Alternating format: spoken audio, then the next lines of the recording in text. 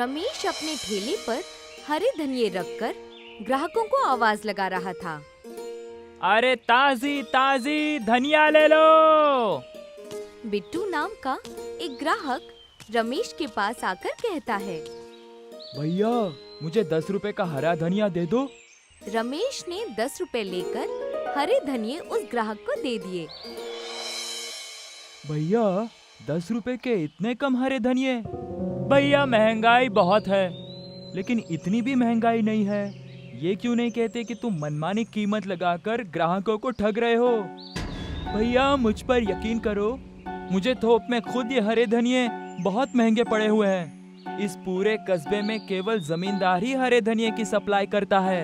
रमेश की बात सुनकर बिट्टू दूसरे दुकानदार के पास चला गया और दुकानदार को 10 रुपए देते हुए बोला, भैया 10 रुपए के हरे धनिये दे दो। दुकानदार ने बिट्टू को 10 रुपए में धनिये दे दिए। बिट्टू वो हरे धनिये लेकर रमेश के पास आकर कहता है, तुमने 10 रुपए के मुझे थोड़े से हरे धनिये पकड़ा दिए और उस दुकानदार ने मुझे 10 रुपए के इतने ढेर सारे धनिये दिए। लाओ मेरे पैसे वापस करो, मुझे तुम्हारे हरे धनिये नहीं खरीदने। अब मैं तो क्या, पूरे कस्बे में तुमसे ये हरे धनिये कोई नहीं खरीदेगा। तुमने तो लूट मचा रखी है। बिट्टू नाराज होकर वहाँ से चला गया। रमेश शाम को अपने घर पर जाकर अपनी बीवी स्वाति से बात करने लगता है। मेरी समझ में नहीं आता स्वाति कि दुकानदार सस्ते में ढेर सारी धनिया ग्राहकों को कैसे देते हैं। इससे मेरे दुकानदारी पर बहुत बुरा असर पड़ रहा है।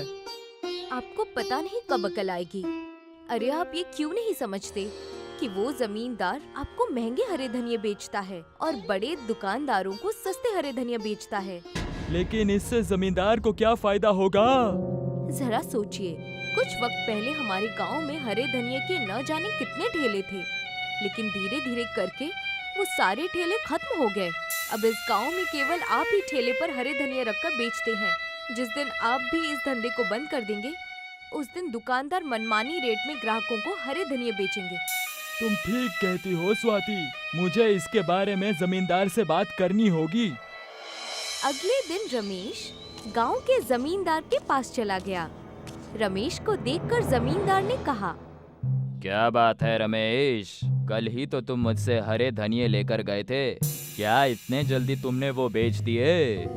मैं इसी सिलसिले में आपसे बात करने के लिए आया हूँ। क्या हुआ, सब खैरियत तो है? जमींदार साहब, सारे कस्बे वाले के दुकानदारों को आप ही हरे धनिया बेचते हैं, लेकिन मैं कुछ दिनों से देख रहा हूँ तो सारे दुकानदार ग्राहकों को कम रेट में ज्यादा धनिया देते हैं। ये तो अच्छी बात है रमेश, तुम भी कम रेट में ग्राहकों को बेचो। जमींदार साहब, दुकानदार ऐसा तभी कर सकते हैं जब आप उन्हें सस्ते में और मुझे महंगे में हरे धनिये दे रहे हो।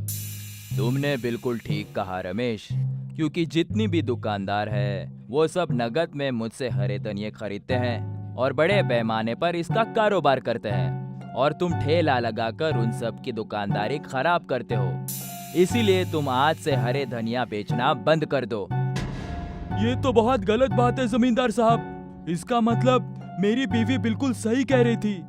आप छोटे दुकानदारों को खत्म करके बड़े दुकानदार वालों को बढ़ावा दे रहे हैं। तुम्हारी हिम्मत कैसी हुई मुझसे इस तरह से बात करने की? आज से तुम्हें कोई हरा धनिया वनिया नहीं मिलेगा। जाओ, जाकर और कोई धंधा देखना शुरू कर दो।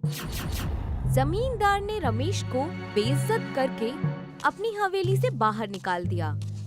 अगले दिन से रमेश ने ठेला लगाना बंद कर दिया और बड़े दुकानदारों ने अपनी मनमानी शुरू कर दी। कुछ दिन बाद बिट्टू एक दुकानदार के यहाँ पर हरा धनिया लेने के लिए गया। मुझे 10 रुपए के धनिया दे दो। दुकानदार ने न के बराबर धनिया बिट्टू को पकड़ा दिया। अरे ये क्या, 10 रुपए के इतने कम हरे धनिये? इतने रुपए में सिर्फ इतने ही मिलेंगे। जानते भी हो हरे धनिये के रेट आसमान छू रहे हैं। मैं इतने महंगे हरे धनिया नहीं खरीद सकता। तो फिर अपने खाने में हरे धनिया खाना बंद कर दो। रमेश इस मंजर को बहुत गौर से देख रहा था। वो मायूस होकर अपने घर पर आकर बैठ गया कि तभी गांव के बलिया नाम के एक बुजुर्ग वहां पर आ गए। अरे बलिया चाचा, आप अचानक यहाँ कैसे? तुम्हारे साथ जमींदार ने बहुत गलत किया। जमींदार को ऐसा नहीं करना चाहिए था।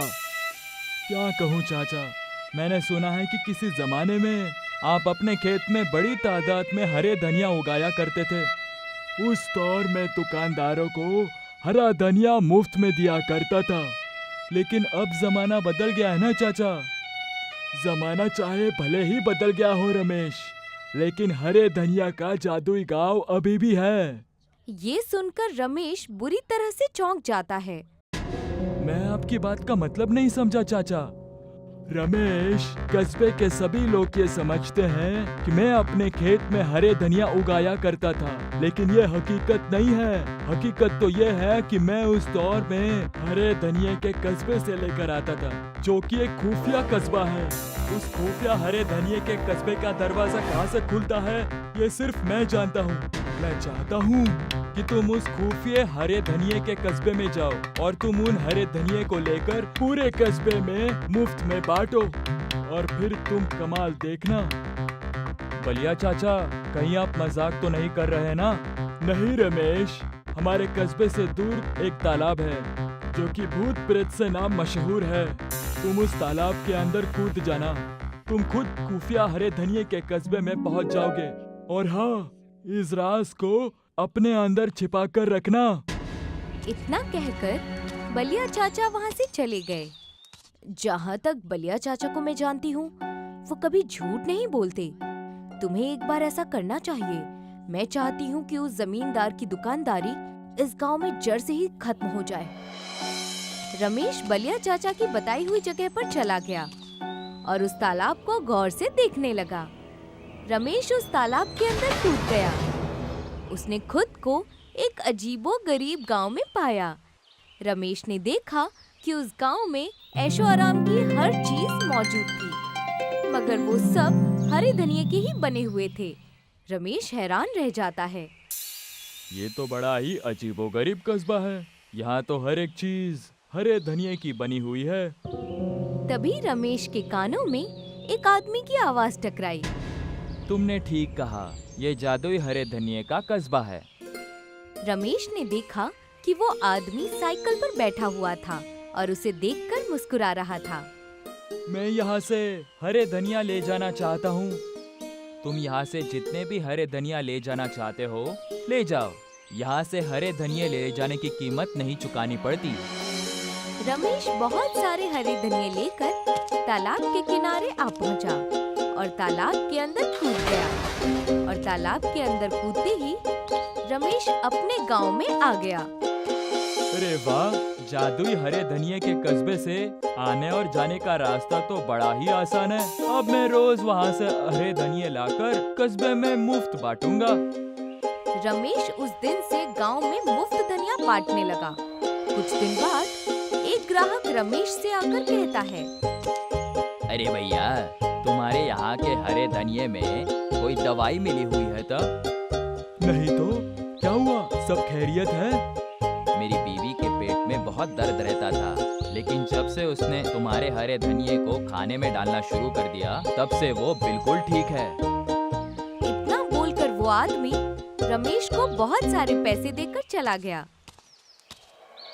कुछ दिन के बाद रमेश के लाए हुए हरे धनिया खाने से रमेश के गांव के बीमार लोग सही होने लगे और रमेश को बतौर इनाम बहुत सारे पैसे देकर जाने लगे। जमींदार गुस्से से आग बबूला हो उठा और अपने आप से कहा, आखिर ये 2 कौड़ी का रमेश अपने आप को समझता क्या है? इसकी वजह से मेरा सारा धंधा चौपट हो रहा है। मैं इसे छोड़ूंगा नहीं, मैं इसे सबक सिखा कर रहूंगा। इतना कहकर जमींदार गुस्से से बाजार में उस जगह पर चला गया जहां पर रमेश अपना ठेला लगाता था। रमेश, तुम्हारी वजह से मेरा धंधा चौपट हो गया है। मैं तुम्हें कल तक का वक्त देता हूँ। इस कस्बे को छोड़कर चले जाओ, नहीं तो मुझसे बुरा कोई नहीं होगा। रमेश को कुछ भी करने से पहले एक बार सोच लेना जमींदार। क्या कहना चाहते हो तुम?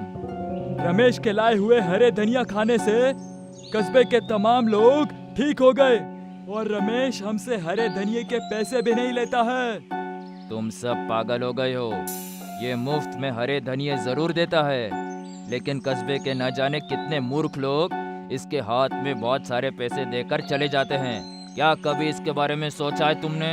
क्योंकि उनके खानदान में सालों से बीमार लोग रमेश के हरे धनिया खाने से ठीक हो जाते हैं। तुम पागल हो गए हो क्या? कभी तुमने इससे पूछा है कि आखिर रोज रोज इतने ढेर सारे हरे धनिया लाता कहाँ से? मुझे यकीन है कि ये जरूर कहीं से चोरी करके लाता होगा। तभी वहाँ पर बहुत सारे लोगों की भीड़ इकट्ठी हो गई।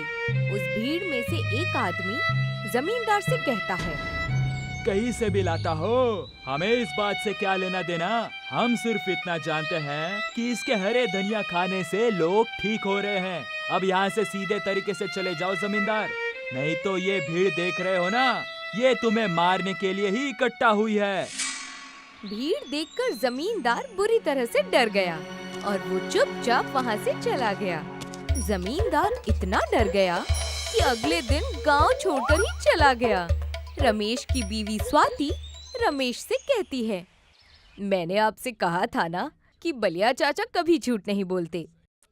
तुमने ठीक कहा था स्वाति। तभी वहाँ पर बलिया चाचा आ गए और रहस्यमयी अंदाज में मुस्कुराते हुए रमेश की ओर देखकर बोले, क्या कहा था मैंने तुमसे? उस जादुई हरे धनिये के कस्बे से हरे धनिया लाने के बाद उसका चमत्कार देखना। बलिया चाचा की बात सुनकर रमेश और उसकी बीवी दोनों हंसने लगते हैं।